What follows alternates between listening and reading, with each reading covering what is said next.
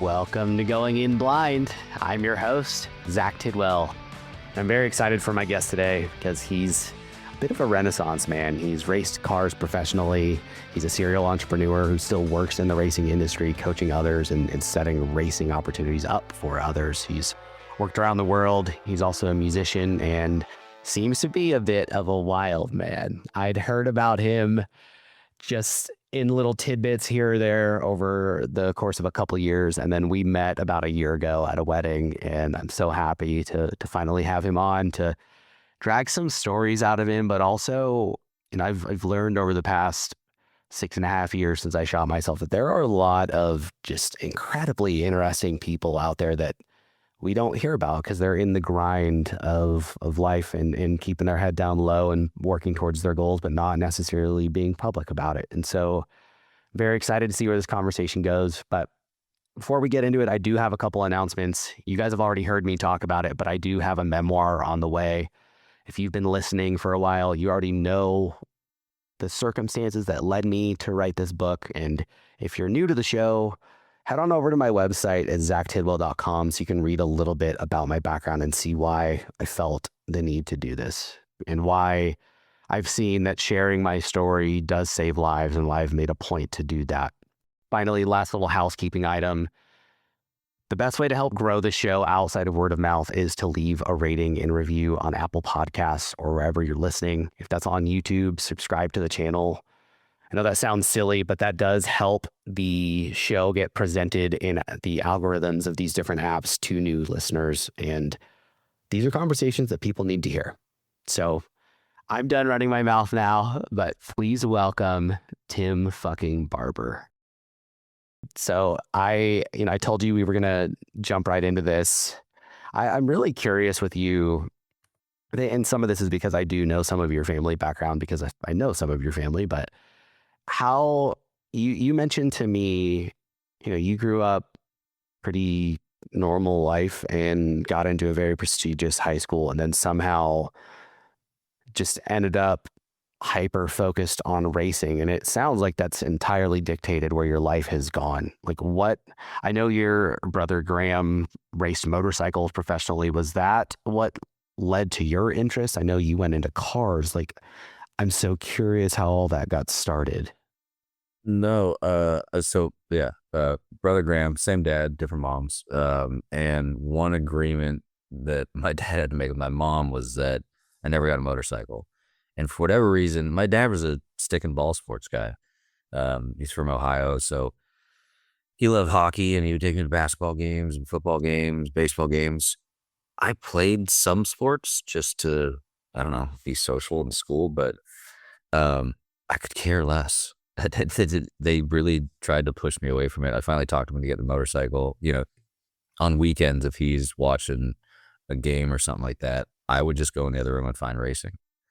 And they didn't try and stop me necessarily. I mean, the motorcycle thing, that didn't go great. Tore up my leg pretty bad, and I wasn't even racing. I was just messing around. And then we convinced with the help of my dad, we convinced my mom that four wheels were safer. And I don't know, halfway through high school, that's all I cared about. So I was doing what I needed to do to graduate, but it's just all I cared about. And so it was all, were you racing at that point too, or you just kind of got hooked on that life?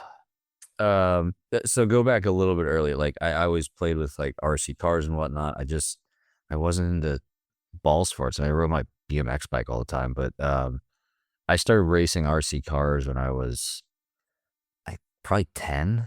And it, just me and my friends playing around, and we heard about this thing down at San Francisco airport. There's a catering company that had a nicely fresh paved parking lot, and these guys raced RC cars there. And so I started convincing my dad to bring me down there. So even at that age, I'm still staying up to like 2, 3 in the morning, prepping everything, loading the minivan, and then waking my dad up in the morning on like 2 hours sleep to drive to the airport. And then he just passed back out in the car. And we had to like set up they had a container there, and you like set up the boards and race RC cars. So I was like into it and putting like serious work into it at 10. And God bless him, he would get up and drive me there, but he just slept in the van the whole time. He's like, I don't know what these kids are doing. And there was a guy out there that I raced, um, and he ran with SCCA, which is a sanctioning body, and he invited us out to Sonoma Raceway to watch him race, and I did that. And again, I'm 11, 12, I don't remember. And I guess I was just drooling the whole time. And he's like, well, you can't. Back then, it's easier now. Like a lot of the road racing organizations, you can start when you're 13. They have the insurance figured out. But so this is 1995, I guess. And he's like, well, you can't race until you can't get a license till you're 18 in road racing, but you can race go-karts. And I got a go-kart that Christmas, and just downhill ever since, I guess. So, I'm in middle school at this point. So I was racing basically every weekend since the 8th grade, go-karts. Wow. And then I got into cars my junior year in high school. I had to get emancipated. Like, we did a lot of work to like try and start early. So you can't legally sign your life away if you're under 18. So I got emancipated when I was like 16 just for racing. That's crazy. And I would imagine that's a pretty common path for people who are serious, their kids are serious about racing in trying to get them early on. Like, is this jumping through all of these different loopholes to be able to make it legal to do? It's less of a problem now. Racing organizations, recognize that starting early, everyone's always carded and whatnot, but as far as getting into cars, it's more commonplace now that they have the liability insurance to cover it. So you don't have to do as much. I was road racing, so left and right hand turns. In the circle track world, there was less of that red tape. So like Jeff Gordon, most people know that name, DuPont guy, NASCAR, he started in sprint cars. And if your parents would sign the waiver, just like getting into the pits, like you could take kids into the pits. We had our 3 or 4-year-old over at Calistoga in the pits this weekend. You just got to sign the waiver, and then, don't get run over. So he was able to start racing sprint cars at 14, I don't think, without getting emancipated. He didn't need to.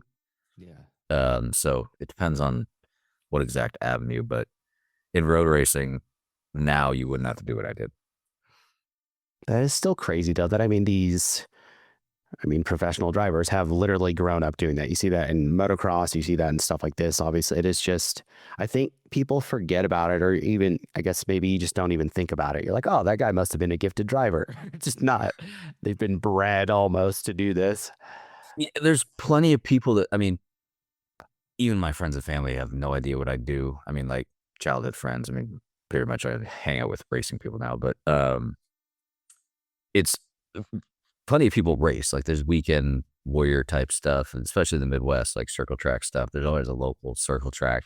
That's not that uncommon. But yeah, it's seat time. It doesn't matter what you do, whether it's, if you want to be a professional, anything in sports, I feel like you got to start earlier. You're pretty much behind the 8 ball. So, and that I've seen that get more prevalent in the last like 20 years. When I was doing it, was like, oh, this is kind of wild. Or maybe I just didn't know anything. It could be just sheer ignorance. It's always been this way. But yeah, you got to start young, or you're not going to be a professional. You might be decent, but. Yeah. I know you'd mentioned, and this is just, I'm curious, both in how this kind of led you to going down the entrepreneurial path, but I guess in this case, like that's an expensive thing to get into, even with the go-karts, it has to be. And then obviously as you're moving up into cars, is it like, as a kid, when you were first starting, were you guys able to secure sponsorships for yourself to help cover that stuff? Or was this it just happened to work out that you guys were able to do it?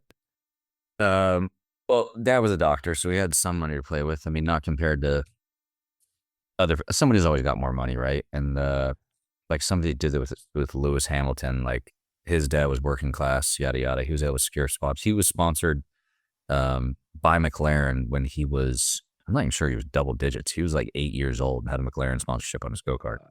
Um, in the cost to get to Formula One, it's like hundreds of millions of dollars. If everything goes right, if you don't have to do anything over, there's not like a ton of crashes or, car damage and all this sort of stuff. But even early on, so the RC car stuff, my dad was like, yeah, I'll do it.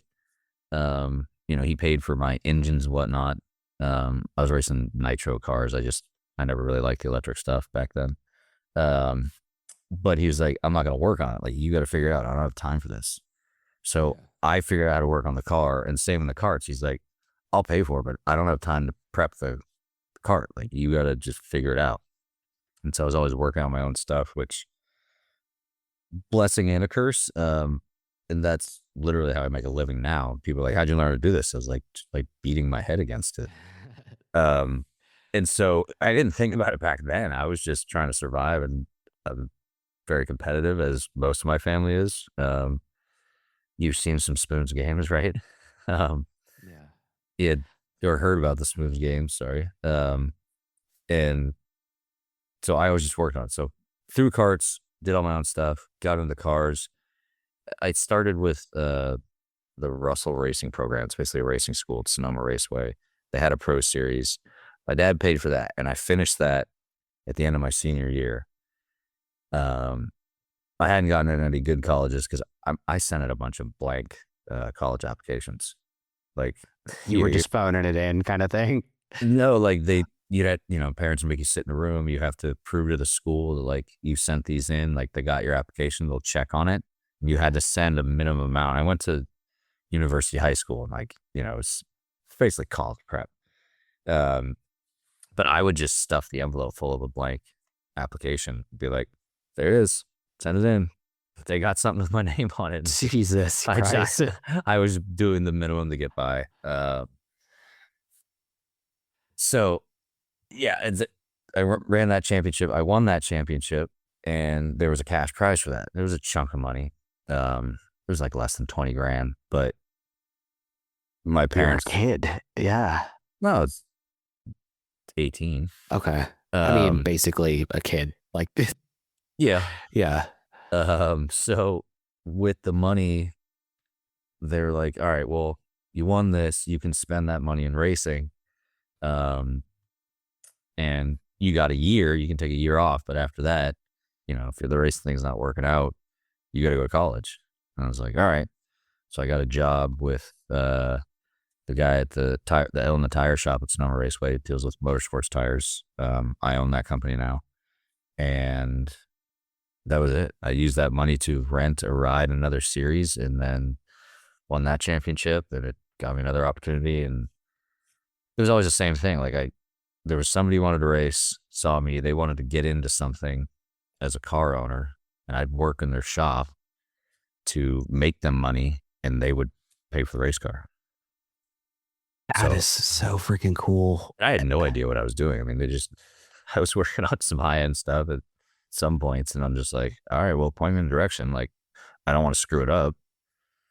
But you probably heard me almost like hesitating when I asked the question about the making it work thing. I started to ask it, and I like didn't want it to sound like I was devaluing what had happened there, because I hate when people do that, like diminish the outcome, because you're like, oh, well, your dad was a doctor, and that's not what I was trying to do there. So I hope that was clear. No, it's ridiculous. I've told customers to their face, like, somebody comes in, I've watched so many successful, wealthy people just take it to the teeth in racing. It's just like, buddy, this is not a good idea. Like, I've just told them, I was like, do you like drugs? Have you tried drugs? They're cheaper. They're less addictive. Like, this will test you. Yeah. It's just hard work. And so I tell other people, I'm like, it should be fun. People lose sight of the front in a real hurry, because to be good at it, it's just, you got to eat and sleep it.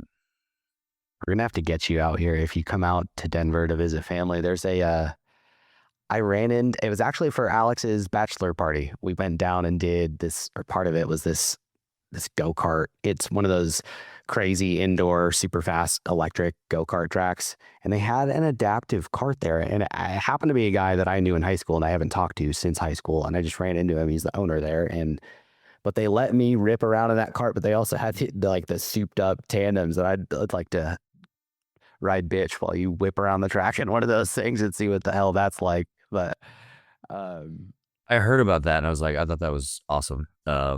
We, my wife set up a go-karting thing for like 2 birthdays ago. I cracked my car owner's ribs. whoa, I'm not nice. that is freaking nuts, dude. Just from, I mean, running someone into the wall or Yeah, no, what? no, I harpooned him with a cart. But that's where most of my injuries are from. I've broken more than half my ribs, and it's all from carts. And most of it wasn't even from crashing. It's just they go so fast, and you're basically held into this bucket. You know, it stops below your armpits, and it's a lot of forces. It's a lot of plastic, hard plastic and metal just right up against your body. Yeah, they're fiberglass, but yeah, you can break ribs just driving. Jeez, dude. And that's like, I don't, it's, so is that, I mean, that transition from actual carts to cars is like, because you mentioned, okay, I own this company now. That was all, you just invested that prize money from that $20,000 from that first thing. And that's initially what kicked all of this off for you. No, no, no. It was so I didn't have anything to do. My parents were looking for something to do. Uh my stepdad also raced, just coincidence. It's a small world, like the dots you can connect, like Yeah. there's never more than 1 degree of separation. I mean, like to anything in racing, at least in North America. I guess if you travel overseas, but it's maybe two people, you know everybody. It's a small, small community. Um, and he had a buddy that owned the tire shop. I needed a job for high school. You know, I went to high school in San Francisco. My mom and stepdad had an apartment or a studio in Emeryville across the bay, and I was commuting. And when when high school ended, you know, they were commuting a ton to be with me and deal with that. Me and my sister took over the apartment lease, so I needed a job to pay for that. So I got a job at the tire shop, and then I had started my business TFB in 2009 with the help of Ron, who owned the tire shop. He helped me get a spot at Sonoma Raceway. He died suddenly in 2018, and I didn't realize it. I was the only person listed on the corporation. He'd had me sign something back in the day. I was just like, yeah, sure, you help me out. I'll just sign this, like, whatever. I literally didn't know. And so then the tire shop was dropped in my lap. I was just working there. Was that, in hindsight, was that his intention with that? I guess, I mean, you know, we spent a lot of time together. Again, it takes a ton of hours. So he created a series. He's a really smart guy. He was a grumpy old tire guy. Everybody knows that. But he's really good at setting up cars. He always worked in the tire industry, and you can learn a lot about that. I don't have to get too technical, but in all the setup stuff I do, I've worked on, you know, basically every type of car there is, race car there is. And people have their ways of doing things or their little magic formula. And there's plenty of people out there that, like, you know, are actually engineers and all this other stuff, but you get blindfolds on when you hyper focus on one thing. It just all needs to not suck. There's no black magic to it. If all of it's pretty damn good, you're going to be pretty damn good. You can't have any weak links. And just looking at a tire to set up a car, I thought he was full of it when he was babbling to me when I first worked there, but he was right. He's just been around it forever. It's like, if you have an eye for it, you can pick up a lot of things and make things pretty decent. So just learned a lot from him. He had a series. I raced in that. I won that series. He created a bunch of series.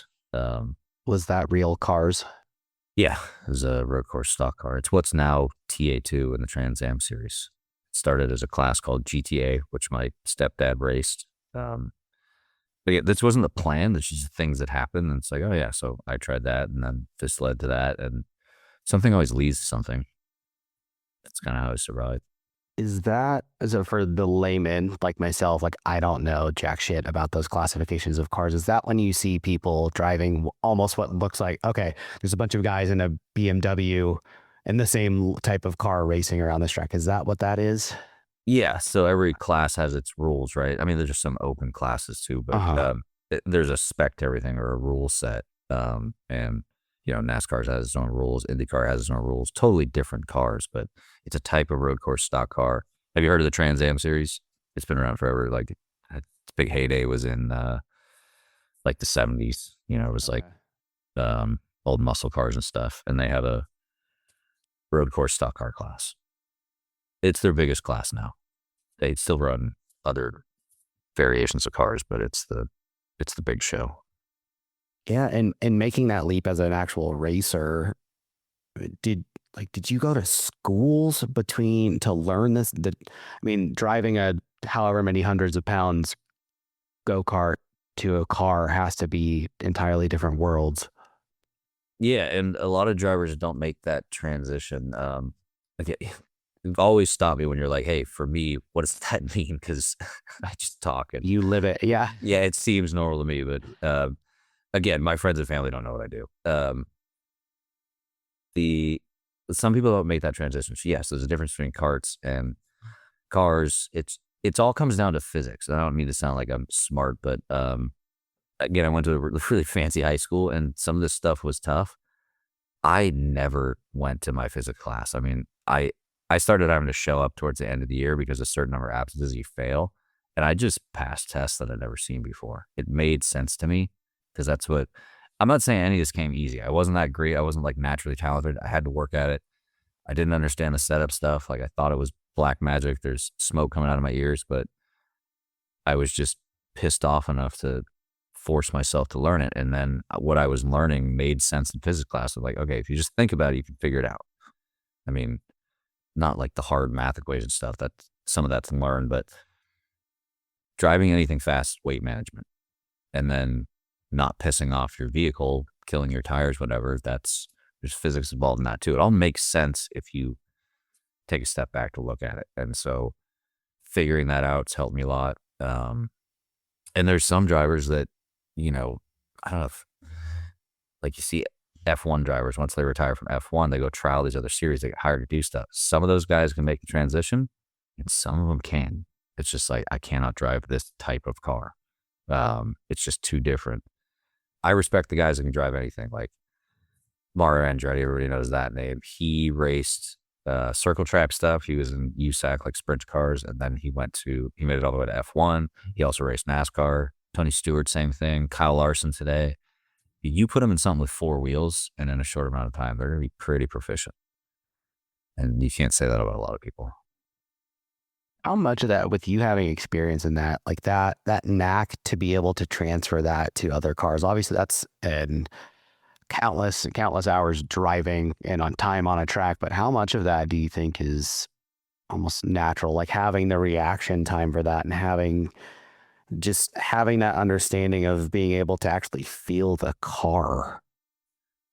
A lot of it, but I didn't necessarily choose everything I raced. It was, hey, here's this opportunity, wildly different, in car racing from something I'd done before, and it's just you got to figure it out. So, Yeah. I felt a lot of pressure to do that, and then it just led to opportunities. So it's like, oh man, this stuff. You're so lucky. It's like, well, I didn't have another option. So yes, you could do everything right in racing with a ton of money, and it still takes some luck to like make it towards the pointy end of things. Um, so I just ended up with the opportunity or had to switch gears and drive something different and figure it out. You don't have to be that lightning fast I mean, reaction wise, like, I'm not a very good boxer or anything like that. Like I see people all the time, like even customers like coach, they got fast hands. It's like, dude, my hands don't move that fast, but they're in their own head.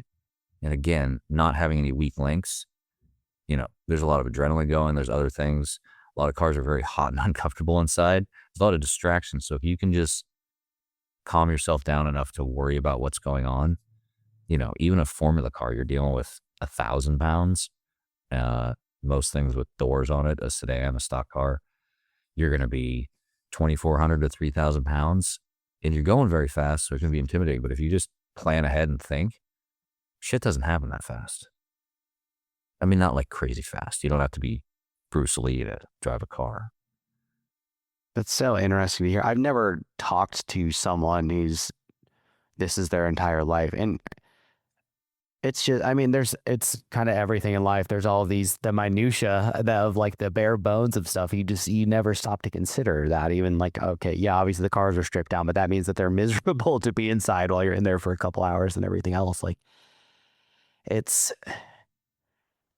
I don't, it's just, it's fascinating to me. Like, I always, personally, with watching stuff, I loved watching like Supercross and then rally and rallycross specifically. And like that looks like fucking chaos, the rallycross stuff specifically. And like, it's hard to be able to put yourself in someone's shoes. Like hearing you break it down like that is almost, it's kind of mind boggling, but it's also like, I don't know if you realize how insane your life is. It's very different. I mean, it's fun in that way, and Yeah. everyone also thinks they get into racing like, oh, it's so glamorous, like so cool. You just play with like cool stuff. It's like it's cool stuff, but it's the cars. You hope that everyone's like, what's your favorite car? The ones that don't break, like that aren't a pain in the butt. Like I've worked on so much stuff. If the thing will just hold together because you're doing things that are asking it not to, I'm thrilled. And so it's a ton of it's hours and hours and hours for 10 minutes of fun. And that 10 minutes of fun, everything could be destroyed. It's just like, okay, that sucked. So it's just like preservation, which when you're in it really deep, the fun gets smaller and smaller because there's so much on the line. Um, you know, Success feels like a really good near miss. You're like, oh my God, that was almost everything. But we pulled it off. And so that it's like this relief. It's not sometimes it's not even like joy. It's just like, oh God, we're not, bankrupt. Yeah. I'm here. The car is still usable. And no one died. Yeah. It's talking to my mother. So I met my wife. I drove sprint cars for my wife's dad. I was 19 when I met her. She's 12. I mean, that wasn't my intention back then, but it just, so my parents-in-law, they always raced sprint cars, or her dad did, and the mom tolerated it. In the last year, I was working on something of my property, and it was going to be hot out there. It's like 110. And my mother-in-law talks to me. She's like, just be careful. It's going to be really hot today. You got to hydrate. I'm like, yeah, I'll be fine. Like, she's like, no, seriously, like, be careful. Like, they had a business where people are out in the field, and she's like, don't get in the AC and drink cold water and then go back out in the heat. Like, you'll pass out. And I'm like, you realize what I do for a living, right? She's like, what? I mean, she's grown up around this, or been around it her whole life. They own race cars. And I'm like, it's 140 degrees for like 90 minutes inside a race car. And, I've done that hungover. Like, I'll be fine. I'm just outside. She's like, what? And I'm like, do you not realize how hot it is in a race car? And she had no idea. She's been around this for 4 decades. But she's never been in the driver's seat. Mm-mm. Well, actually, I took her on the track in it's a street car turned into a race car, but she did a little track day thing at one point. I got her around the racetrack, but it's not a race car specific car. Or the purpose built race car. It's a street car turned into it. But you take out all the amenities, take out the insulation, so it can be warmer on a hot day. You don't have AC, and it's just, yeah, a lot of cars are so hot inside you can't touch anything that have gloves on. It'll burn you. Wow. Yeah. I didn't know that. I mean, I knew they were basically, it's frame and roll cage and stuff in there. Like it's in just the skin, but like that is insane. I've had shoes melt off. I mean, you'll get burned just driving because something's not insulated well. It's like almost make you pass out, make you woozy hot. Like I see it affects people. So I hate going to the gym, but I'm in pretty good shape just because I do stuff that beats you into it. Yeah. I mean, that's like 140 degrees is a sauna. It's very hot. That is a for a while. freaking sauna. Yeah. And I mean, I asked you, I don't think that you had said whether there was a definitive yes or no. Was any of this, like I know people can go to schools to learn how to race, but for you, was any of this formal training? Oh yeah, that question was in there, and I went on some tangent.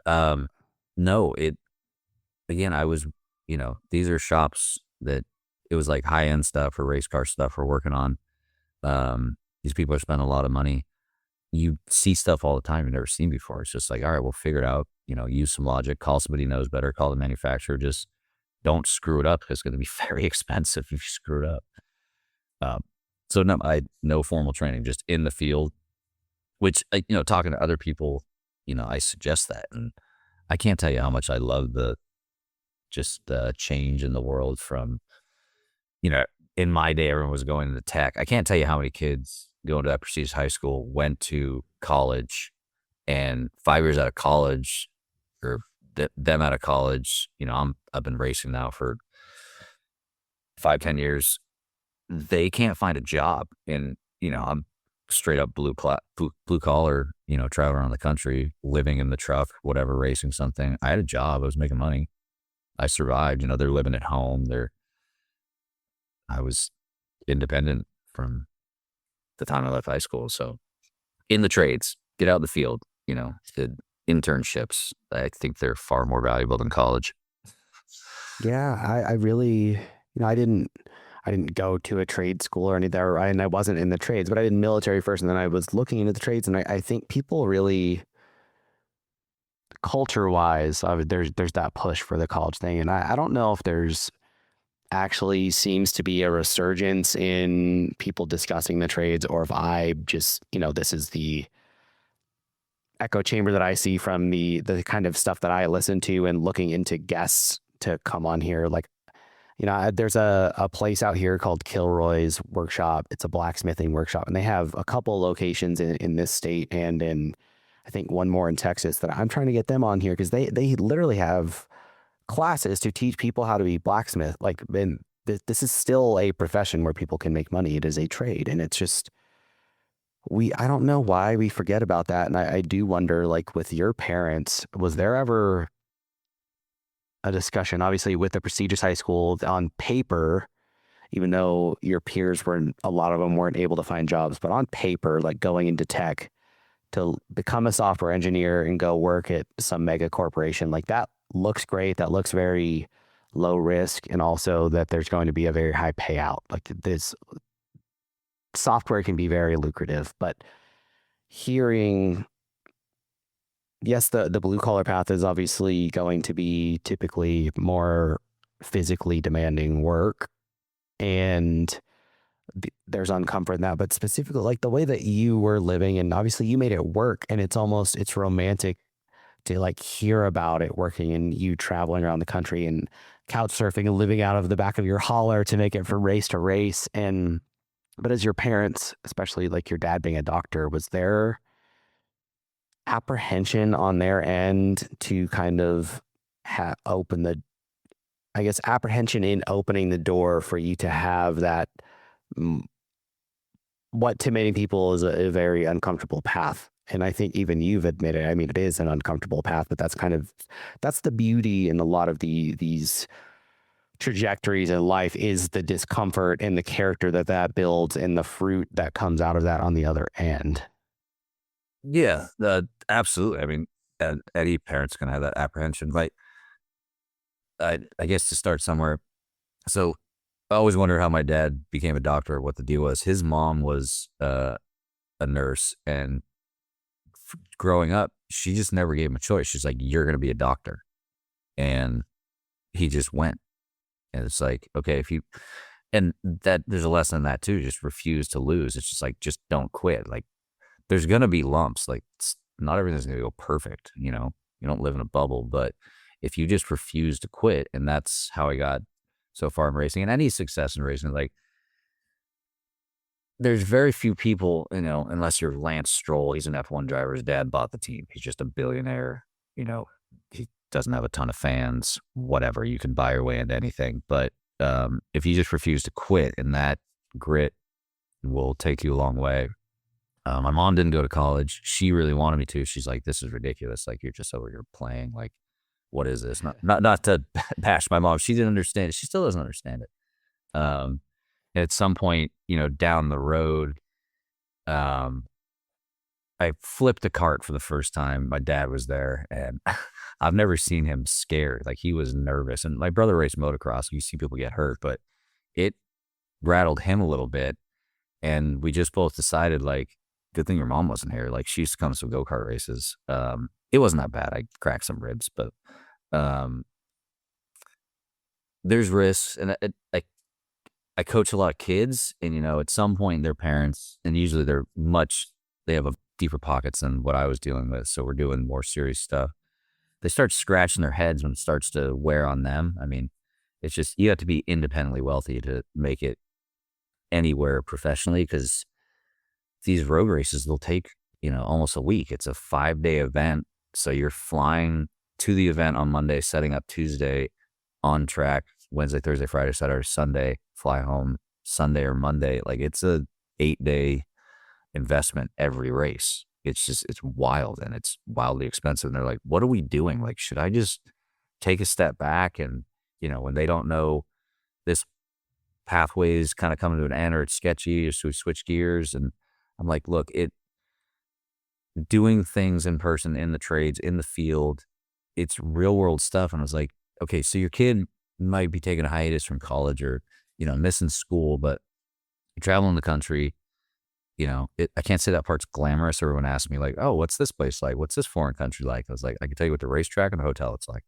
Like, that's it. Because that was your life while you're there. Yeah. But I'm like, okay, so your kid might not be taking, algebra this year, but he's traveling the world. He's meeting new people. You have to learn to budget your time, money, sleep. I mean, it tests everything. It teaches you to be prepared. And if you can survive in racing, whatever you put your head to, I mean, if you don't suck, I guess that's true with anything. But if you refuse to quit, you're going to be pretty well versed at juggling a lot of crap. So it's not easy. Well, it's a lot of from everything you've said. It's a lot. It sounds like a lot of just real world experience and things. I mean, I think everyone's met the person that is incredibly book smart, but is a fucking idiot when it comes to life experience. Like, and just has none of it. And like, again, I think it's a thing that we don't necessarily undervalue. We just don't think about a lot. Like, you don't take that into account because it's not as measurable as there is a degree or this certification or whatever. But it's just, and so I'm trying to decide where I want to go, because I don't want to ignore your racing, but I also want to get into the entrepreneurial side of this. Like, No, I can say that, not to cut you off. My dad was a doctor, so he went to Harvard and he was an orthopedic surgeon. And I started to realize that, about the time I was leaving high school, that like, okay, you're a doctor. Like, it's very impressive. And like, you get to talk down to everybody. Everyone's beneath you in your job. But he sucked at the rest of life. Like, I remember building plastic models with him. And like, at some point before I was double digits, like, I wouldn't let him do stuff. I was like, dude, you're crappy at this. Like, you're a surgeon. Like, you make, like, lives are at risk in your hands. I was like, you don't get to paint this one. Like, I don't want it to look like shit. Like, I'm better at this. So like, yeah, he was so focused on one thing and narrow-minded. I mean, he was going to medical school in the 60s and 70s. And when I got into music, I asked him about it. He literally just didn't know anything. He doesn't know a Beatles song. He was head down to be a doctor, and that made him successful at that. But you see this in racing too. These kids are not, if they can talk in front of a microphone, once you've made them fast, you're like, okay, now we got a chance, because they live at the racetrack. They don't have normal social skills. Like, it's that intense of just like, you do this now. you even mentioned that to me where you're like, hey man, yeah, I've had all of these experiences and I've done all these cool things, but also, this is my life professional. 40 hours of work for me is short. And so I have all of this experience, but also my scope of the world is almost kind of narrow, because this is like, I live and breathe this thing. And it's weird, because to excel in things like you've said, like, you do have to lean into something to some extent. You're sacrificing something like development in other areas to excel in that space. But it's interesting because, and I guess this is the case with anyone who typically rises to a very high level of things. Like, it's the crossover of passion with that. Like with you, this is because it sounds like a lot of this path was probably really miserable, but like your passion carried you through it. And was that the case with your dad too? Was him being a surgeon, was that something he truly wanted to do, and that even when things were miserable got him going? Or was it more of a, I know this will make an incredible life for me and the family that I will eventually have? Yeah, he was just a driven dude. So I got like, I think my, hardworking side, not that my mom's not hardworking, but um he just refused to quit. It's like, make it happen. Like he drove cabs and, it took him like 6 or 7 years to get through regular college, just paying his own way and whatnot. Um, it's what do you want to do? He did want to help people. And you talk to doctors and it's like, they're kind of jerks sometimes about it, talking down to everybody, but you want it to go right. You're like, okay, well, yeah, I'm sorry about your feelings right now, but this person's life, this needs to happen now. So just get it done. And I took a bit of that attitude. He went to Harvard. He went to medical school in Boston at Boston College, but he went to Harvard. He studied psychology, and he was always telling me, he's like, when stuff's hard and like, he'd tell you after a bad race, you got 30 minutes to be mad, and I'd pretend. I mean, I'd be still pissed months later. It's just, but you gotta fake it to make it. And he's like, everybody does something for a reason. So he was giving me kind of like psychology of things. And then, like I tell the kids' parents I coach, I'm like, yeah, you're skipping out on the normal way of school. I was like, schools in general in the US don't always have a great reputation. Like, if you can succeed at this, you learn how to deal with very different people. By the time I was 22, I'd been to all 50 states. It's like, you're gonna learn stuff. Everybody does something for a reason. If you can take a step back, just like you would in, a heated race with somebody, and stay mentally a step ahead of them and not panic, you're going to figure a lot of stuff out. So yeah, I guess true with everything, like, right. If you don't suck or crumble under pressure, but Yeah. there's lessons there. Yeah. And that's at the highest, I guess, at the peak of your racing, like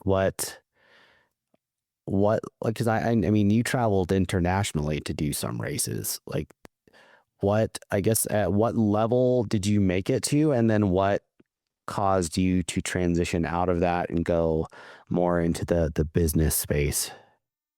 Yeah. I mean, so technically any race that pays a purse is professional racing. I mean, you have to claim it. There's, you get 1099 W-2 forms from the race series, all that sort of stuff. And uh, so I did go-karts, and I did a lot of Formula cars, did a road course stock cars. Then I got into sprint cars because there's just more opportunities there. Um, that's kind of, I love sprint car racing for that reason. There's guys that love sprint car racing, own the car. They know it's dangerous. They have no intention of driving it. They're like, I'm not getting behind the wheel, but they want to see their car go around. So there's more opportunity there. In road racing, it's like, it's more just a business. You just pay for your ride. And that goes all the way up into professional racing. Like I mentioned, Lance Stroll in F1, like almost half the seats you see in professional racing, the driver buys their ride. Now that might be they brought a sponsor and that sponsor pays for it. Then they get a salary too, so they can live. But um, you can buy a ride in anything. And then there's fewer and fewer opportunities based on talent. And that got narrower when cars got safer. And there's still a danger factor in sprint cars. So you can get an opportunity there. What was the question again? I'm on a tangent. Oh, you're good. I know. Because this is, when I do these where it is this, we just go wherever the conversation goes. So I know my questions aren't super direct either, and that's probably not helping because I'm thinking as I'm asking them. But All good. I was curious at the highest levels where you were at when you were racing, and then what the transition point was. I know you kind of inherited the tire business, but you've owned other businesses, and you mentioned starting TFB, which, when I mentioned Tim fucking Barber earlier, so for people listening, that is what I was referencing. But the like the highest level that you were at, and the transition, and then even you just said with the cars getting safer, I'm curious, like when that narrowing the field, is that because less people are dying? So seats literally aren't opening up because people aren't dying? No, it just allows people. A lot of people get into racing and don't realize the risk that they're taking. I mean, you can get hurt doing anything, and you can, you can slip in the bathtub and all that sort of stuff. Like shit happens, and I don't want to get hurt. I mean, I'm a big proponent on safety stuff. I tell that to all my customers. They want some fancy new widget that they think's going to make them faster. I'm like, dude, you need a new seat. Like this is garbage. Like you're a dentist. You don't. Your wife's not going to be pissed, and it's going to financially hurt you if you break your leg. So let's fix this. This is dangerous. Like I don't want to be liable for that. Yeah. So did the USAC stuff, and then from there, well, I was still doing that. So I made a living. I was in the Midwest, and I had to deal with a car owner that he paid for everything except for tires. I paid for the tires, and we split the purse. There's cash purses, and you can travel around like the World of Outlaw series. Like those guys hustle, and they're doing 100+ events a year. So it's multiple times a week. A lot of times in the summer. I had to finish in a certain position to be in the black and survive. I mean, like eat. And in between those races, I would supplement work with coaching guys in road racing. I was doing the circle track stuff, super competitive. And yeah, I was literally making a living doing it. I was living in the hauler in the Midwest doing this. But it's just, survival. Did you enjoy it? The teaching side of it? Yeah, 100%. So I was supplementing, income doing that. And it's just some point, I'm traveling. My friends, thought I was living some fancy. It's like trying to be a rock star. You're either rich and famous or you're dirt poor living in a van. And that's what I was doing. Sure, my brother has plenty of stories like this too. And still has friends who probably live in a van that just like, that's what they want to do. And it's like, yeah, if in general, like, no parent wants that for their kid, but it's like they want that excitement. They get more enjoyment out of that. It's not wrong. They're not doing anything bad. There's worse things you could be doing. That's what they like to do. So I was looking at it.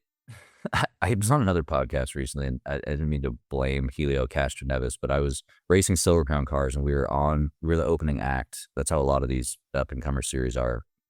You're the opening act for a bigger professional race. So some of the Formula Car stuff I did traveled the F1 circuit. So you're racing on an F1 weekend in a lower series car. Like the day before the F1 race or something like that? Yeah. Okay. Sharing pit boxes with F1 team. You just get to be around like crazy stuff. That's cool. And doing all that, I mean, it was fun, but I got tired of, living this lifestyle. And I'd also been doing it for, 15 years straight at this point. No, I guess 10 years. And, you're in the off season, you're broke, right? I didn't have a permanent residence for years, and I'd come home, which was rare. I just couch surf with friends.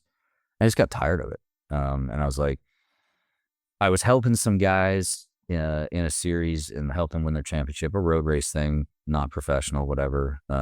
And that was really nice. But I was driving Silver Crown cars in USAC, and they had this super speedway car. So it was a sprint car that went over 200 miles an hour. And it was insane. The fact that we didn't kill anybody there was impressive to me. And I had a buddy that I raced with at the Russell Racing School at Sonoma. That's no longer there, but he became a pilot, and he was Roger Penske's private pilot. I mean, sometimes you fly the drivers around, but he was Roger's pilot. And he was like, hey, I can get you an interview at Richmond. We're going to be at Richmond together with IndyCar with Tim Cindric, who runs all the motorsports stuff for Penske. And I was like, all right, what are we talking about? He goes, just see if there's any opportunity. I was going to talk with him and see, can I sweep your floors? Could I just hang out, just rub elbows? And just if anything comes up, drive something, test something, whatever. I've driven all sorts of cars, so all the stuff they're doing. If anything came up, just be around, right? And when I went to go meet with him, Helio Castroneves, their driver, Indy 500 winner, was sitting in the motorhome, and there's an Indy 500 trophy in a glass case in the corner in this $1 million motorhome. Excuse me. And we're just BSing. And he was like, so you're driving the Slow Crown stuff? And at that time, he was in the IROC series, which is like a championship series for all different drivers. They take IndyCar drivers, NASCAR drivers, and you drive a stock car. And he was crashing constantly. He goes, I don't know how you guys drive those things without any downforce, because we essentially have 900 horsepower, no downforce. They're in an Indy car. And he was struggling. He's like, what are you doing here? I was like, I'm supposed to talk to Sam Cindric. He's like, about what? And he wasn't like grilling me. He was just asking. And he was like, dude, you don't need to learn how to drive any better. If you can get around the track on one of those goddamn things, like you need to go find money. He goes, take 2 years off and go find a sponsor, friends, businesses, just whatever. He was telling you that. Yeah. And he was just chatting with me. And he was like, you don't need to learn how to drive any better. You need money. Like it takes money to go forward. And he was right. And he was like, that's how I started. He had a company from his home country, I believe. I don't remember the exact story. And he brought that to buy his first ride, and then he was successful in it. So there's a lot of pieces of the puzzle. And again, you can do everything right. You just need some luck too, and an opportunity to present itself. And got in a ride and then did well. And then other sponsors came along. So like you figure out how to make it work. He was like, you need money. And I'm just looking like the leap from what I was doing, which was professional driving, to, the next step would be, NASCAR, IndyCar would be kind of the top level stuff, would just take a huge amount of money. And that's just how it is in most series. Like if if I was winning everything under the sun and there was a NASCAR team that had an opening, and then there was some guy who could pass a medical, wasn't very good, but brought $5 million, they're going to get the seat every time. And I've never been a salesman. I didn't want to do that. And that's kind of, I was just like, do I want to keep grinding at this? Because I can make a living. Like I already do make a living. It's way easier to just coach people than worry if I can afford to make it through the next month. Like you had to perform and like all this stuff. And not that I was totally burned out. It was just trying to work smarter, not harder, or increase the chances of success. Have you ever looked back and wished that you would have tried going down that path? Because like, you're a good communicator. Like you're interesting to talk to. Like I feel, and with everything else that you said, with the grit that you've had, I think, yes, there's luck there, but I don't doubt that there's a real chance that you could have done that. Yeah. No, I don't regret it. It's going back to, how'd you get into it? Did dad pay for everything? If I didn't work on the car, it never would have happened. But the fact that I could work on the cars, there's a negative side to being able to work on the car as well. If you're just going to be a professional driver seen as that, you don't touch the car. You don't have to get your hands dirty. But I always did, or I'd get an opportunity. There's so many teams that run poorly. And this is what I tell everybody too. Like, if you have a reasonable budget, everyone's beatable. Everyone. Because just like any other company, gets too big or big enough, and then it's not as efficient. And you just need to not miss anything. I was super hard on my early employees. Not that I'm easy on employees now, but just telling them, like, just don't suck. Like, cover the bases. If you're not sure, like, I don't care about your ego. I don't care if it hurts your feelings. If you did something, you're tired, you're away from your family, you're on the road, whatever, it's stressful. If I ask you did something, you've already done it twice, don't snap back at me because I'll punch you in the mouth. Like, just check it a third goddamn time. Don't be the weak link and get it done. And that goes a long way. So everyone's beatable if you have a budget. Does that answer the question? Yeah. And it's just, I think that direct communication, that's obviously you don't see that in big companies, but it's in a lot of areas in life, like the military is that way, especially the infantry is that way. Like, what did you say? I'll beat your fucking ass. Go do what I just told you, motherfucker. Or like, it just, that gets so much done and we lose that. Yes, you can't have that in a fucking office where, your boss Tina tells you like, hey, you need to get that memo in, and you tell her you're going to beat her ass. Like, obviously, that's not a way to communicate in all places in life, and it's not appropriate. But like in in a small, lean crew like that, it seems, I mean, I think you already kind of touched on it. It is, and not just in a racing environment, it is critical to not have this dancing around of things like that. Miscommunication, especially in like a in your situation, doesn't just mean that someone might lose a race. Like that could kill somebody. Yeah, and that was, when I had a really good group of guys, once they learned that, and they were all hotheads too. It's all type A, like, not getting along with people is very common in Strong racing. personalities. Yeah. Once they learned what the deal was, like, dude, it's not about you. We got this rich kid here. We can't let him get hurt. So check your ass. If he wads the thing up and, we've done all the safety stuff, I mean, shit can happen too, but like, it's not on you. You don't want that liability. And once they kind of learned the dynamic, they loved looking for me to miss something, and it wasn't, again, if they caught me, it was like, we got you. Or if it wasn't their job, they weren't asked to do it and they did it before me. And I go there, I was like, is that already done? We're like, yeah, where were you? Like, having a lemonade, you pussy. It's like Yeah. you're poking fun at each other. I don't know. I guess it's like the same positive side to hazing you'll see in any other, like a football locker room or something like that. It's like, Yes. don't be the weak link. You ride each other hard to make yourselves better. And that builds camaraderie, man. That Yeah. high level of accountability with the no bullshit, it really does. Like that forges relationships and effectiveness, like you said. I mean, it's all like a self-supporting kind of beautiful thing. And obviously, yes, it can get out of hand, but it's needed in a lot of environments. But and that's with you, obviously, tire business. You have TFB. You've switched over, like, and I mean, it sounds you've had a big team. I think you said at one point you've had like 30 people spread across different racing events that are working for you. Is that, and even now you're having a new facility built on this freaking racetrack, which is so bonkers to me. I mean, it sounds like everything is just at this kind of crazy scale now, but this having all of these different teams, because it sounds like you guys have mechanics. I don't know if you guys are also fabricating stuff for cars, you're training people, and it's how you're actually being almost like a team for hire in terms of support for racers, right? Yeah, basically. People ask what I do. I was like, whatever it takes. I didn't plan on having employees. I just wanted to coach people. It was pretty easy. Just to, help them a little bit. Not that I'm the greatest coach in the world or anything, but, for a new guy, and it's usually somebody with money, a doctor, a lawyer, a dentist, whatever, you can, rather than it costs X amount of dollars. I mean, it's hundreds of dollars a lap, in any race car that is worth anything. You can save them money by them giving you some money and speed up their learning curve. Like, hey, you keep doing this, it's just gonna, hurt tires, waste your time, it's dangerous, you can crash your car, there's damage. Let me help you along, and then they get seconds off their lap time, they're happy. Every time I went to coach somebody, their cars were so bad, and that's it.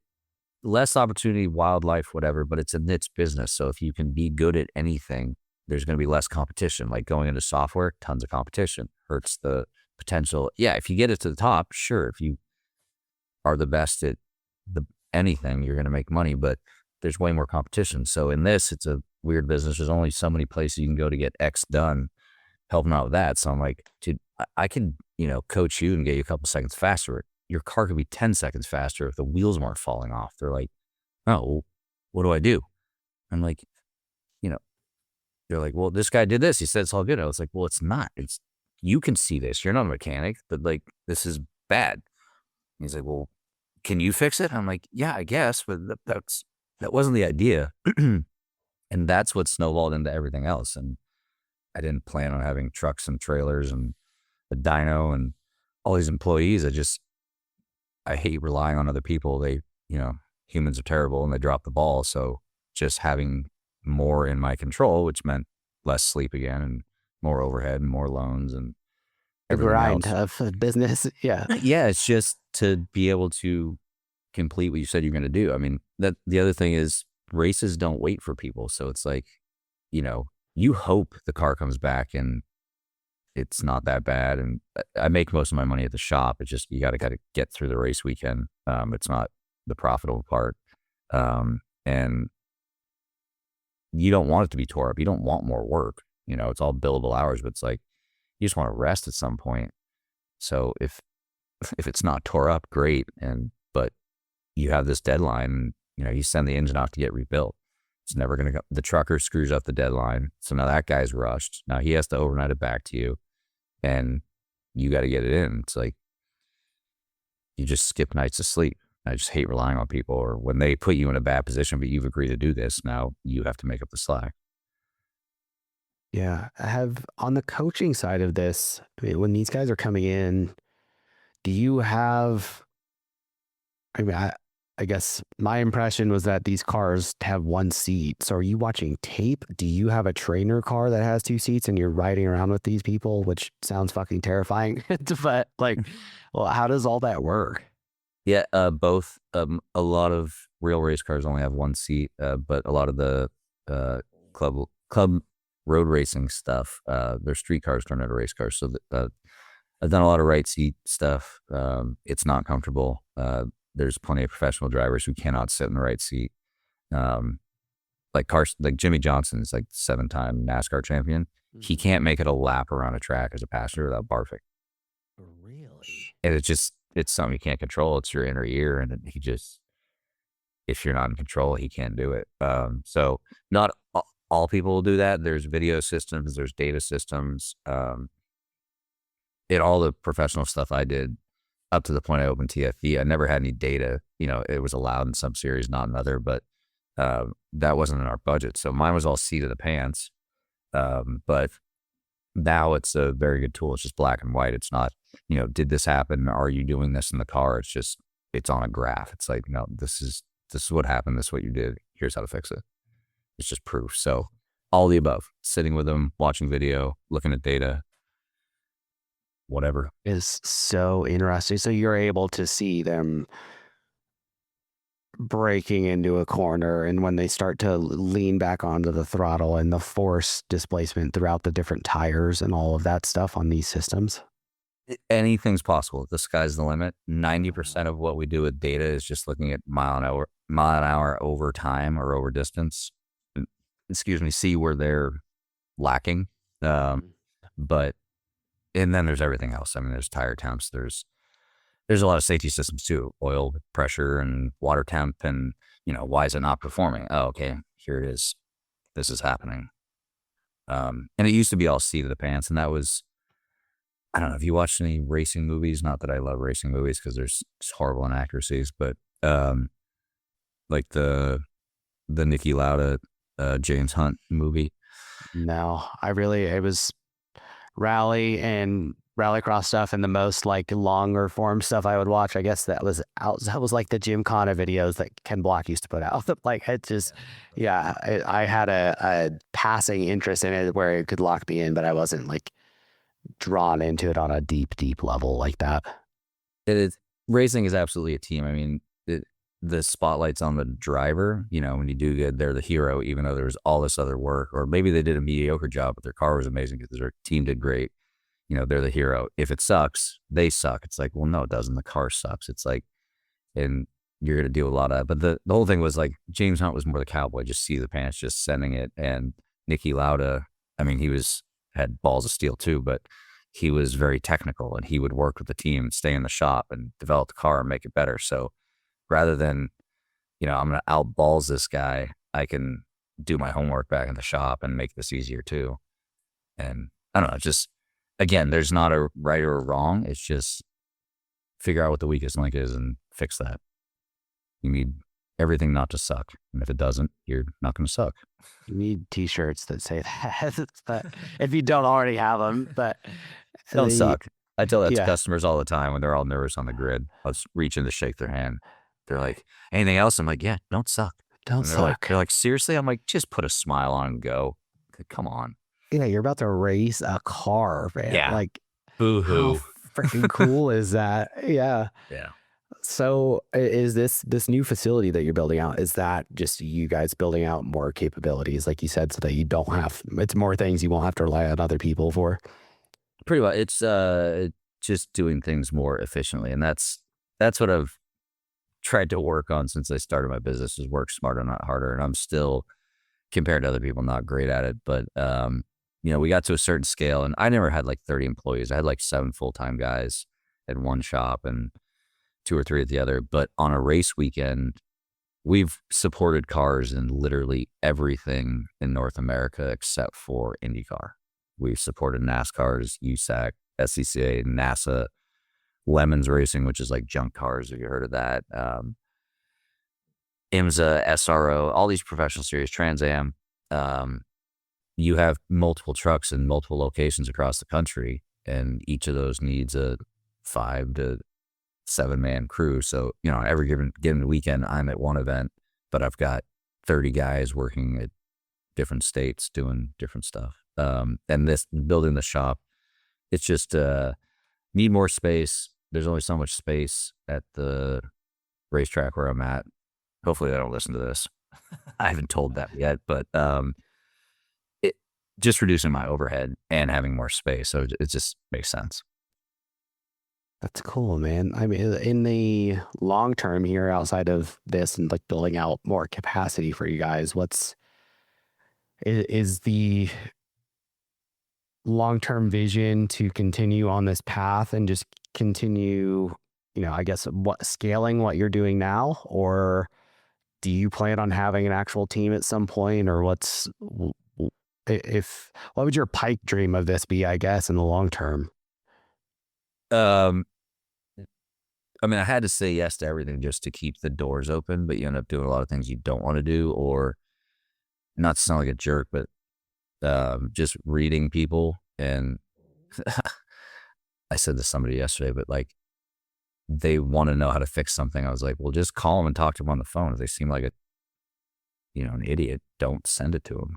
Get somebody on the phone to pick up the phone. They pick up the phone because, again, it's a niche business. And if they don't seem stupid, but saying no to projects that I can just smell are going to be a pain in the butt. It's like, there's some jobs you get into and you said you're going to do this, and then it's way more than they thought it was going to be. And you put in a lot of time and don't make any money. You just got to get it out of the shop. I'm just like, okay, I'm done with this. So, just being more efficient. And I still do a variety of things, when I got rid of a bunch of employees, during the pandemic, and then I had a kid, downscaling everyone thought I retired. And I was like, if I retired, do you think you'd see me at the track working on this car right now? I'd be on an island with a little drink with an umbrella in it. Like, I wouldn't be doing this. It's hard work. I'd say this to people too. It's like, if I didn't have a path, I didn't know what I was going to do. I just didn't stop. If I had gotten a job at McDonald's cooking fries out of high school and put in this many hours, I'd own 10 of them at this point. So I'm just trying to be more efficient is the idea. So we support cars. I'm not trying to have a big, huge pro team. You're just putting more eggs in one basket. And there's plenty of need for decent mechanics, car support, repair. It's niche stuff. It's weird stuff, one-off cars. And I dabble in a little bit of all of it, just making it more efficient. So I don't have to outsource this, don't have to outsource that. When something comes along, it's like, and then you get to know more people. So it's like, I love it when I'm not the guy for something. Like, hey, do you know I'm looking for a good Porsche engine builder. I'm not a machinist. I don't have a machine shop. You call buddies that know more people that are smarter. It's like, because you just don't know, and anybody, you don't need a license to be it's not like the Board of Automotive Repair or anything for street cars. It's just, oh, I'm an engine builder now. Are you good or bad? Well, you can make a few dollars before everyone realizes that you build hand grenades and they're just going to waste 30 grand on you. That's so, yeah, just a lot of opportunity. There's a need for decent support in race cars, and there's guys that don't even want to go play race cars. So, yeah, you are the first person from the racing space, both as an actual racer and on the business front, that we've had on here. So I doubt there's a lot of like racing fans listening to this, but is there somewhere someone should go if they were interested in getting connected with you? just it's a small world, so just ask around. Like, it's not hard. And the other podcast I was on, they're like, you're more like a therapist. And I'm like, it. Some people look at just the dollar signs and they try and squeeze money out of a customer, but even a, really jumps in 2 feet kind of a customer with like unlimited budget, basically. I mean, you deal with some really wealthy people that you get like 2 to 5 years out of them before they realize the time and money and investment it takes, um, before they get burned out. And then they're going to go play golf or they get into boats or something else. So it's making it less painful for them so they don't just overspend, don't enjoy it. So if I can get somebody value for their money and then they come back, like, all my advertisements have been word of mouth. Like, hey, this guy really helped me out or saved me a bunch of money or, you know, unscrewed up some car for me. That's Yeah. all. Do you have any? Do you have any people that have stuck with you past that 5 year mark, or is that pretty typical for people who aren't going to be professionals? That's kind of the move on point. Yeah, like hobbyists that just they do it for a long time. They don't race a full season. Like everybody that comes in, they're like, "Oh, I want to do this. I want to run this championship and do well in the championship." Like it's a notch in your belt. It's like it kind of matters less. Like you just show up and make a splash. Like the parents who are helping out their kids, I'm like, you don't have to do the whole season. Nobody. I was like, tell me who won the championship last year. They have no idea. I'm like, right. So rather than try and figure out how to make it through 10 weekends at $10,000 a piece, and you have 50 grand. Test, practice, make sure you're good. Whenever that series goes to your favorite track, spend 20 grand that weekend, get an extra set of tires, just be over prepared and kick ass. If you show up out of nowhere, you're nobody and you disturb the podium and have a good showing, that's going to do so much more for you than spending 100 grand and finishing third because you were scraping by all season long. It's like, show up and do well, do what you can. So there's customers who want to go do this, travel this, oh, I've always raced on the West Coast. I want to go to these East Coast tracks. Can you help me out do that? And then just buddies who it's always been their hobby. So they come in and play, take time off, get up some savings, go play again. So yeah, there's plenty of people that stick around, but the ones who like go all in because they're like, I retired athletes or something. They got, money to burn. They're just like, I want to do this. I'm like, are you sure?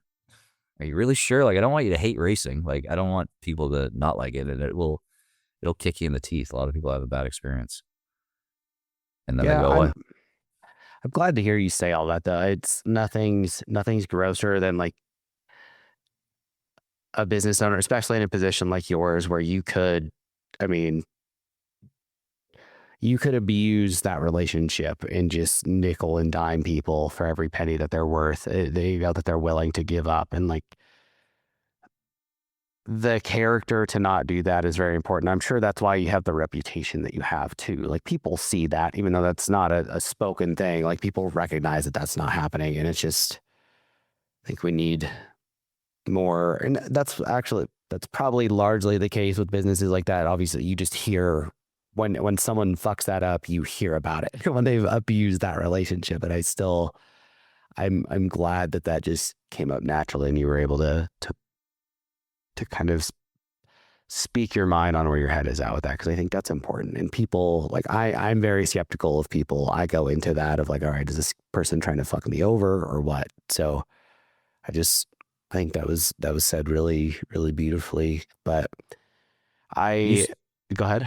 you see it in a lot of businesses. I Yeah. mean, it's like the, human nature mindset now. It's just like, dude, don't be a jerk. Like just, and people, they don't, I could put sugar on it. I don't bite my tongue. You know, this wasn't my plan, but I'm pretty confident I'm unemployable now. Like, I just think you could do things better, in a lot of ways. Not that I do things perfect, but it's just like, um, people ask me a question or get into this. They have this dream in their mind, like, I'm going to do this and this is going to be so great. And I'm racing cars or bring my friends out and my girlfriend out, whatever. I'm like, that's, you don't understand it. That's not what you want to do. I was like, that's going to suck for you. That's going to be very expensive. You're not going to get any value out of it. And they think like, I've had customers, like even new customers, like, oh, my money's no good with you. I'm like, dude, I was trying to help you. Like, and so I've had it go poorly sometimes. But the people who know me or it's word of mouth, they're like, hey, if you don't want something answered, don't ask Tim. He's going to tell you. And I've had to do that in coaching people. I'm like, what do you think? And I'm like, do you want me to sugarcoat it, or do you want me to just blast you with it? Like, I'm just going to tell you the truth. That's what you asked me to do, but are you ready for that?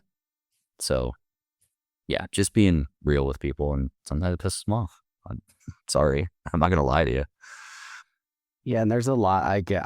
I value that style of communication. Like I appreciate that in some people, but that does kind of, or I appreciate that in people, but some people aren't. And because it's a lot of times you hear shit that you didn't want to hear. Like, but usually when it hurts, like when it sucks to hear, that usually means that there's truth to it.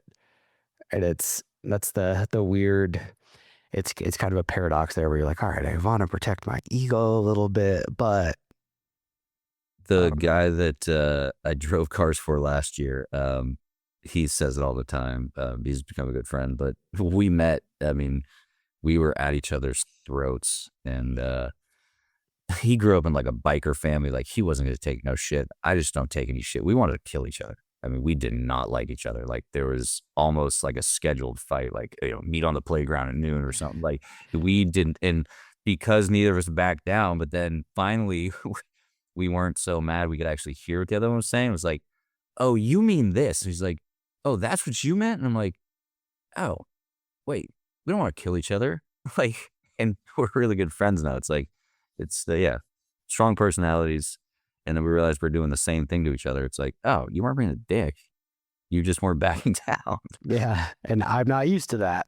Yeah. Yeah. Oh, that's cool, man. What else? You got anything else you want to throw out there for people to go check out? Um, no, again, I don't mean to be a salesman. If you have a question, come ask me. If I'm not the guy, I'm gonna, I stay busy enough. I'll send you to the best guy. And if that's not in the budget, maybe consider doing something else. Like, happy to answer any questions. My employees said that all the time. Like, on one side, I seem like I have no patience, but then some guy will walk in. They're like, "You were more patient than I've ever seen you." It's like, that guy doesn't owe me anything. I don't owe him anything. I was just being honest. But when I've told a good customer 10 times the same thing and they keep doing the opposite, I'm going to blow my fuse on them. Like, dude, it's the definition of insanity, right? So, yeah, happy to help with whatever. And I work on all the street cars too. Friends and family call me all the time. What do you think about this? Oh, Yeah. like souping out people's just fun rides?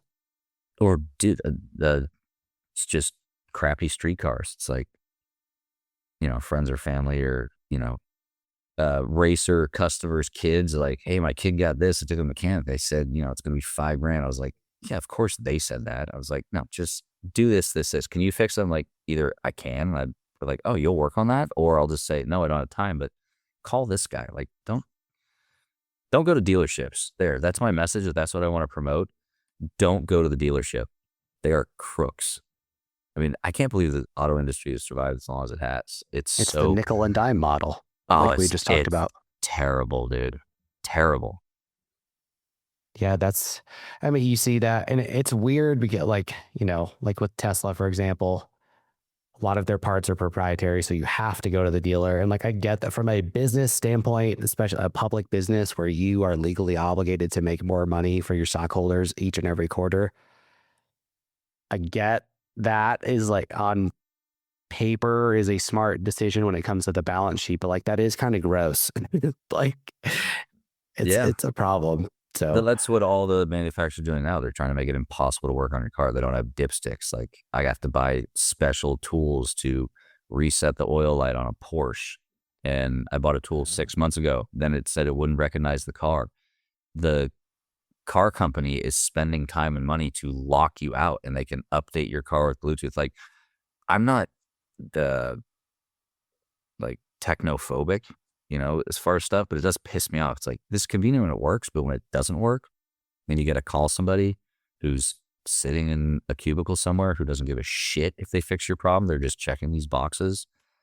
You're stuck. Like, if I can't hit it with a hammer, it's really annoying to try and fix. And that's the whole goal. It's like, make it impossible for you to fix your own car. And I don't like that. I mean, whether you like or hate Elon, he's a smart dude. So yeah, he kind of reinvented the wheel there. And it's like, yep, nobody else can make this because they don't know how. So you have to buy from me. Yeah, and it's cool. I get mesmerized hearing about all of the technology that goes into those cars. I think most of it's great. They even with training their self-driving models, they now have things where I've heard drivers will be in the self-driving mode, and if the car senses that the driver took over on the wheel, it will prompt the driver like, "Hey, basically, it's all right. And we noticed that you had to take over. Is that true? And if so, send us a little audio clip describing. Go ahead right now, speak to the car and describe why you just had to take over." And they'll analyze that data in continuing to train the self-driving models. Like that is freaking incredible. But when you're doing it, like you said, directly to lock out people from being able to work on their own cars and shit like that's gross. It's a weird fine line. But It's twofold. I mean, if for most people, your average driver, right? Like I look at it that way too. Like there's an objective there, and for most people, it makes it safer. I hate like modern cars. Like when I get a rental car and it has the lane assist and like it's tugging on the wheel, I think things falling apart. I'm like, oh god, what? Why is this thing trying to yank the wheel out of my hand? It's like if you know what you're doing, it's annoying. For most people, it's safer. But also, I ride a motorcycle, so like the Waymos and everything, I hate those things. dangerous. And they're like, why? Like it's self-driving. It senses this, blah, blah. I'm like, okay, do you own a cell phone? Do you have a laptop? Does it work perfect every time? Or sometimes you got to shut it down and reboot because it's gone haywire. I don't want that driving around something that's lethal. It's 3,000 pounds, uncontrolled, has a glitch, needs a software update. No, thank you. I don't. I think it's dangerous.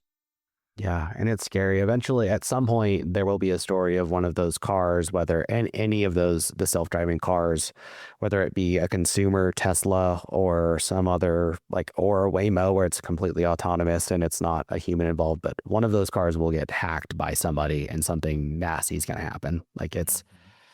That's kind of a matter of time too, and I'm honestly kind of surprised that it hasn't happened. And I wonder how much of that is because these are we see. Actually, I was about to say, I wonder how much of that is because it is private companies with so much funding, but you see huge tech companies having these data breaches and stuff like that. It's not, it's really not outside the realm of possibility for it to happen there. And I'm curious to see how much that leads to the eradication of those businesses, if it does, or if it just tightens the control on everything. But I don't know. It's weird me to not being, obviously I haven't driven in 6.5 years. So I'm not, everything that I have these, or it's not even experience with it. Everything that I know about these is secondhand. I haven't even been able to see it in person. I'm either reading about it or hearing about it. And these, supposedly people also drive like assholes around the Waymos because people know that there's not a human in there. And so they just are, there's asshole drivers to these cars because there's no driver in there that'll piss you or to piss off and then it's going to follow you home and try and beat your ass kind of thing, which it's just, I don't know. We're in such a weird time with all of Oh, that. And it's on the other hand, I'm very hopeful that 10 years from now, the self-driving thing is figured out and so is the legislation so that I can get around again without having to take an Uber. yeah, So no, it's just pros and uh, cons, and I don't think people realize the cons, and I yeah. haven't turned into like Sarah Connor yet, but um, yeah, for you, yeah, I hope it provides a utility for you too. It's just when it goes wrong, and not everything. There's no system in the world that works perfect, and it's just the possible consequences would if it goes haywire. It's like, did you guys think about this? It's I've seen it go. I've seen people get killed at the track or really hurt. It's just like, Yeah. yikes, that's a lot of weight. Careful. Yeah. And it's worse with the electric cars. They are heavier. So Yeah, it's just a bigger missile. But and incredibly flammable. Can't put it out. yeah, it's, I don't know. It's weird, man. But where else, if people want to check you out, where should they go? Uh, just call me or email me. I mean, I have a website, but I'm so busy. I haven't updated in years. Like it, I get very valid emails like, "We saw your site. You can do a lot better." I'm like, "Yeah, I'm really busy. Just call or email me." I don't know if you put that out there or whatever, but or they can call you. Have them contact you, and you can get my number. No, do not call me. My number's not out there. If you want people to come to you, you can say it now, or I can put it in the show notes. Or they Just can Google you. look up TFB. Okay. Tim Barber, TFB. There's other TFBs out there. There's like a vinyl wrap company. There's several other ones. There's a band, TFB.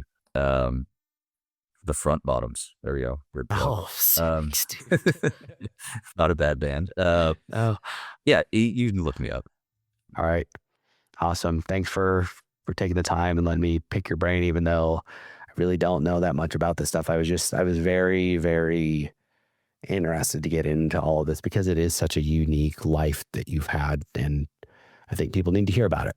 Yeah, So it's thanks. not boring, but just careful what you ask for. Yeah. That's Yeah. all. Awesome, man. Well, thank you. Absolutely, man. Good to talk to you. Thanks everyone at home for listening to another episode of Going In Blind. Remember, if you haven't already, please leave a rating and review in Apple Podcasts or wherever else you're listening. If that's on YouTube, subscribe to the show. And lastly, share these things around because people need to hear them. I'll see you next time.